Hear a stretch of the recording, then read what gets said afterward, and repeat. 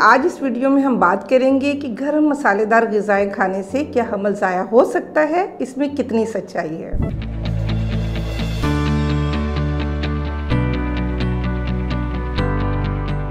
अस्सलाम वालेकुम जी, this is doctor Samina तौफीक। मैं पिछले 28 साल से गायनी ऑप्स के शोबे में अपनी खिदमत सर अंजाम दे रही हूँ। Currently I am working as incharge gynae OPD Lahore general hospital.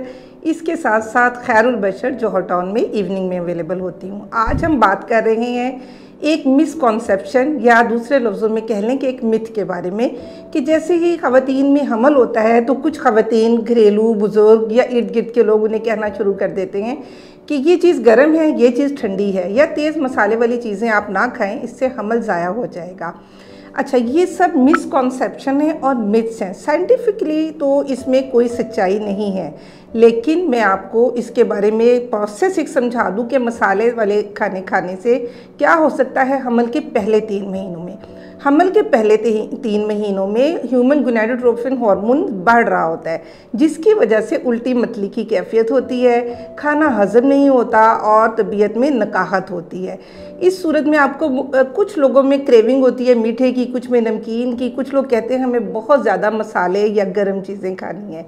तो जब कोई मसालेदार गर्म चीज़ खाई जाती है तो क्या होता है कि बॉडी में हीट प्रोड्यूस होती है। उस हीट से आपका बॉडी टेम्परेचर बढ़ता है, आपकी बॉडी में पानी का लेवल कम हो जाता है, आप डिहाइड्रेटेड हो जाते हैं। जब आप डिहाइड्रेटेड होते हैं तो उससे आप में नकाहत भी आती है, आपकी तबीयत ख़राब होती है, उल्टी मतली की कैफियत जो पहले से आपके साथ हमल के पहले 3 महीनों में चल रही है उसमें ये सब बढ़ जाती है। तो इसके लिए अगर आप किसी भी तरीके से अपनी मसाले और गर्म चीज़ों को, क्रेविंग को नहीं कंट्रोल कर पा रहे तो आप खाना ना खाने से बेहतर है कि आप खाइए। लेकिन मैं आपको एक टिप दूंगी कि आप ये कैसे खा सकते हैं। लगता है बाजार के खाने बहुत खाते हो। जी डॉक्टर साहब, मैं ये मेडिसिन प्रिस्क्राइब कर रहा हूँ, वो आप ले लेना। अब कोई भी मसला हो तो मरहम से डॉक्टर की ऑनलाइन कंसल्टेशन बुक करो, क्योंकि डॉक्टर से बात होगी अब घर पर। जी हाँ, मसाले वाली ग़िज़ाएं जब आपने खानी है तो इसमें आपने शामिल करनी है दही।